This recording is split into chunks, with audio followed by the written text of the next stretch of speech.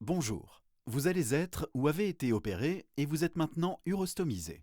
En complément des informations et conseils que vous ont donnés votre chirurgien et votre infirmière stomathérapeute, cette vidéo va vous permettre de mieux comprendre ce qu'est une urostomie, de savoir comment réaliser et utiliser l'appareillage de recueil qui vous sera prescrit et d'avoir des conseils pour bien vivre avec votre appareillage. Alors, je suis Bernard, je suis né le 2 mai 1936, ce qui me fait quand même un certain temps. Et par rapport à certaines personnes, j'ai eu une vie pas très désagréable et je vis encore pas trop mal. J'ai été opéré le 18 mai, ça fait 2 ans. Comment que j'ai réagi? On peut dire très mal. Déjà, ma tête n'allait plus parce que je déprime un peu quand même. Et c'est relativement pénible à vivre, mais avant tout, faut se secouer et repartir. Je ne pense pas que les gens s'imaginent que j'ai une poche. J'ai recommencé le sport. Alors faut dire que pour le sport, j'ai eu pas mal de problèmes parce que je faisais des cours collectifs avec 25 femmes et que j'étais obligé de les quitter par rapport à une fuite. Alors, vous rentrez à la maison, c'est pas sympa, vous êtes obligé de vous changer, vous vous lavez, bon, peu importe. A priori, maintenant, j'ai remonté tout ça et je vis bien.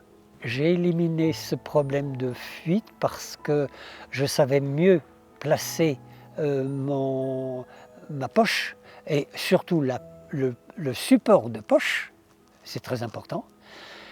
Il faut faire attention comme vous la placez. Et quand vous l'enlevez, c'est pareil. Quand je bouse, a priori, s'il est bien placé, ça ne me gêne pas. Aujourd'hui, je peux faire ce que je faisais précédemment.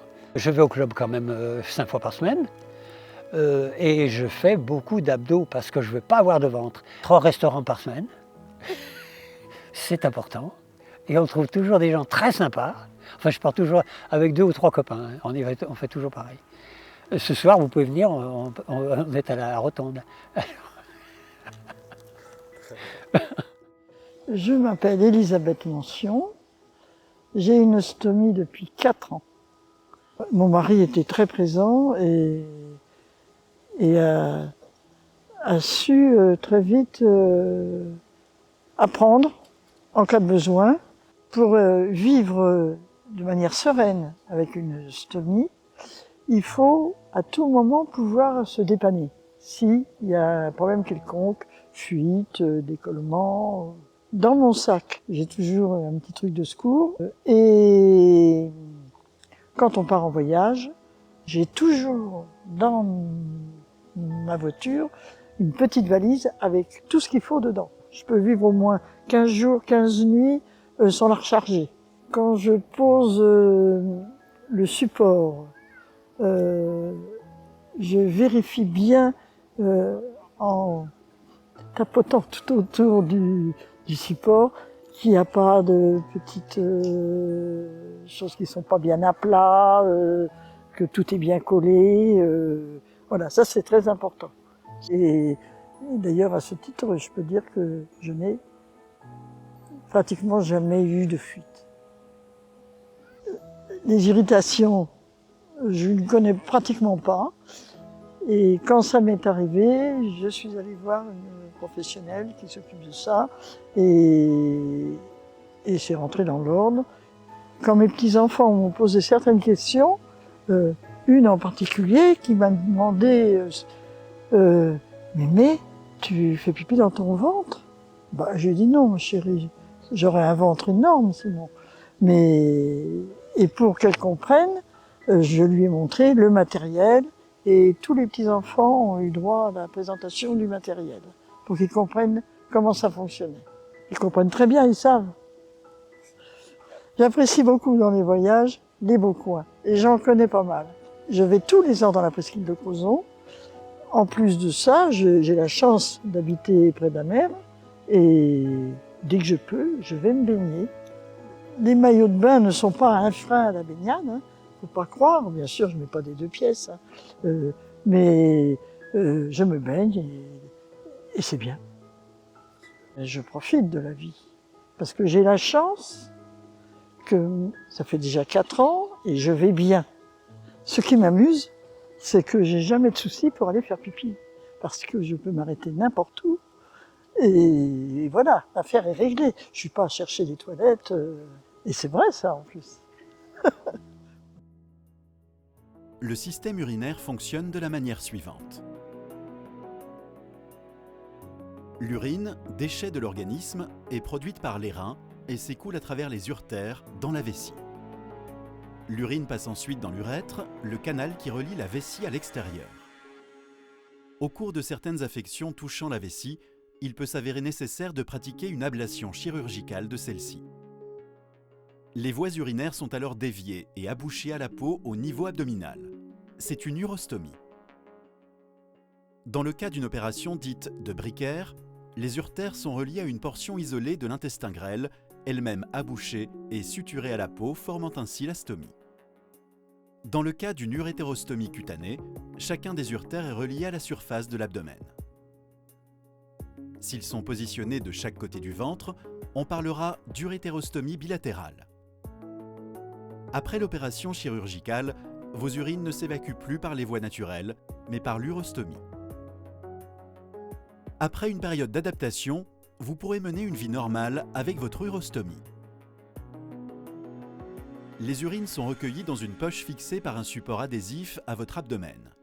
Votre infirmière ou stomathérapeute vous aidera à choisir la poche qui vous convient. Avant d'appliquer le support adhésif de la poche sur votre peau, lavez-vous les mains et nettoyez la zone autour de la stomie à l'aide d'une compresse, d'un linge propre ou d'un gant. Lavez à l'eau claire ou utilisez éventuellement un savon neutre. Afin que votre appareillage ait la meilleure tenue possible et pour ne pas irriter votre peau, n'utilisez pas d'autres produits. Rincez et séchez délicatement, ne frottez pas. Ne séchez pas la peau à l'aide d'un sèche-cheveux, cela pourrait irriter votre peau et vous pourriez vous brûler.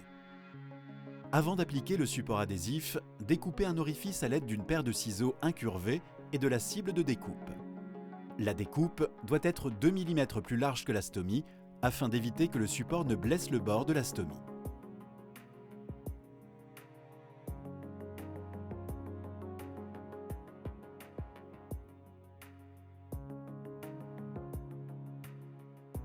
Retirez le film transparent du support adhésif et appliquez le protecteur cutané en commençant en dessous de la stomie, puis en progressant vers le haut. Effectuez des mouvements de rotation sur le support autour de la stomie afin que l'appareillage adhère bien à l'abdomen et qu'il empêche ainsi les urines d'entrer en contact avec la peau. Dans le cas d'une poche 2 pièces, il est nécessaire de coupler la poche sur le support. Posez d'abord le support sur votre peau, puis adaptez la poche sur le support. Si le couplage de la poche est adhésif, assurez-vous que la collerette du support soit propre et sèche. Retirez le film de protection de l'anneau adhésif de la poche et pliez-la en deux. Positionnez le bas de l'adhésif sur la base du support en l'alignant sur la ligne bleue. Si vous n'arrivez pas à voir cette ligne bleue, vous pouvez glisser un doigt sous la collerette pour vous guider. Collez la première moitié basse de l'anneau adhésif, puis la moitié haute. Enfin, glissez les doigts entre la poche et la collerette du support pour vous assurer que les deux sont correctement fixés. Si le couplage de la poche est mécanique, avant de fixer la poche, assurez-vous que le verrou soit ouvert. Appuyez le bas de la bague de couplage de la poche sur l'anneau du support. Passez ensuite vos doigts de bas jusque tout en haut de la bague de couplage. Une fois que le couplage est fait, il est possible d'orienter la poche selon la position souhaitée. Enfin, verrouillez le verrou par une simple pression entre le pouce et l'index. Votre infirmière ou stomathérapeute peut, selon vos besoins, vous proposer des solutions complémentaires. Par exemple, les anneaux sont destinés à créer un joint entre la peau et le support adhésif. Ils sont conçus pour le remplissage des creux et des plis autour de la stomie. Les renforts périphériques permettent le maintien d'un support adhésif à une morphologie irrégulière, plis, creux, cicatrices.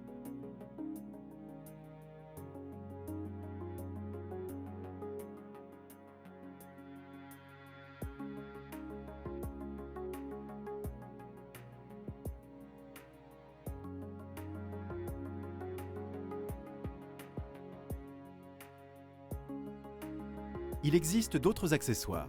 Votre stomathérapeute vous en parlera si nécessaire. Dans le cas d'urétérostomie, pour éviter la sténose de la stomie, une sonde urétérale doit être mise en place dans l'orifice. Elle devra être changée toutes les 4 à 6 semaines par l'urologue.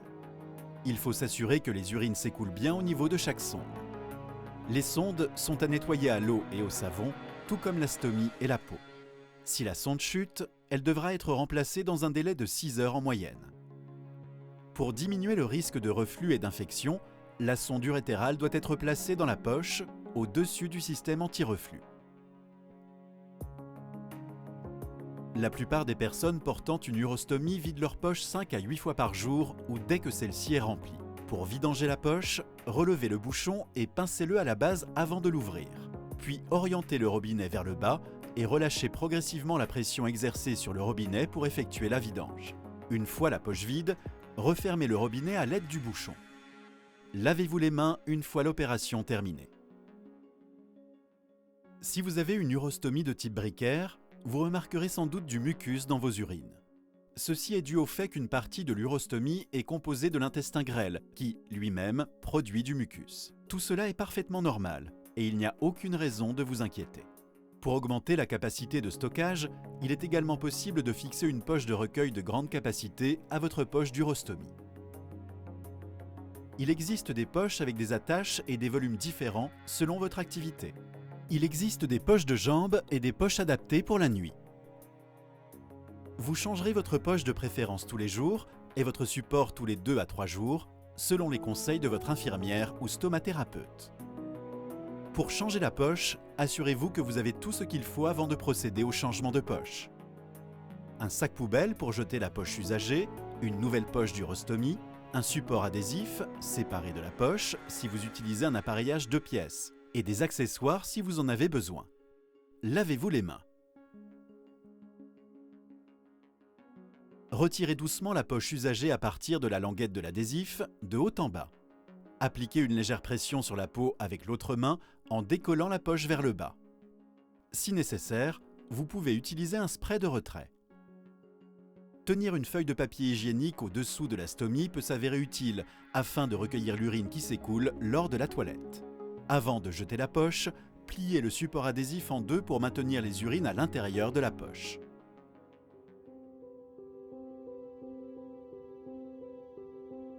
Avant de réappliquer un nouvel appareillage, il est important de contrôler l'état de votre peau autour de la stomie. Elle doit avoir le même aspect que le reste du ventre. Si la peau est rouge, douloureuse et humide, ou s'il y a de légers saignements, c'est peut-être que la peau est irritée par des fuites ou par des fréquences de changement inadaptées ou des nettoyages trop vigoureux. Pour vérifier s'il existe des signes de fuite, commencez par regarder s'il y a de l'urine sur votre peau. Ensuite, même s'il n'y a pas de fuite visible, vérifiez si le support adhésif est dégradé par le contact avec l'urine à certains endroits plus qu'à d'autres. En repérant rapidement les traces d'une fuite, vous pouvez adapter votre appareillage et ainsi réduire les rougeurs et petites brûlures de la peau. Si vous avez des fuites, vérifiez également la découpe du support adhésif. Si les fuites persistent, prenez rendez-vous avec votre infirmière ou stomathérapeute pour réajuster votre appareillage. Elle pourra vous prescrire des accessoires si nécessaire. Afin de prévenir les infections urinaires, vous devrez boire régulièrement et toute la journée 1,5 litre par jour. Vos urines doivent être claires. Si elles sentent fort ou sont trop foncées, augmentez vos apports hydriques. Attention, certains aliments ou boissons peuvent colorer ou donner une odeur aux urines. Couleur betterave, odeur asperge. Une infection urinaire se caractérise par un ou plusieurs de ces symptômes. Couleur et odeur des urines inhabituelles, douleurs lombaires, fièvre. En cas de fièvre associée à des douleurs lombaires, rapprochez-vous de votre médecin qui vous prescrira une analyse d'urine. Vous pouvez prendre des bains et des douches, et ce, dès votre retour à domicile, si votre état le permet. En revanche, il est plus confortable de garder votre poche lors du bain, puisque les émissions de votre stomie sont très fréquentes. Pour finir, quelques conseils pour vous aider à bien vivre avec une urostomie. Évitez les vêtements trop serrés sur l'appareillage qui empêcheront l'écoulement des urines. Messieurs, préférez les bretelles plutôt que les ceintures. Mesdames, à la piscine, préférez un maillot une pièce à motif. N'oubliez pas de bien vidanger l'appareillage avant d'entrer dans l'eau. Lors de vos voyages, assurez-vous d'emporter le matériel nécessaire, ainsi que l'ordonnance avec les références de votre appareillage. Séparez le matériel dans différents bagages, afin d'avoir toujours du matériel en cas de perte d'une valise. En voiture, vous n'êtes pas dispensé de l'utilisation de la ceinture de sécurité. Restez prudent. Enfin, une stomie peut modifier votre sexualité, mais ne l'empêche pas. Il est important d'en parler avec votre conjoint.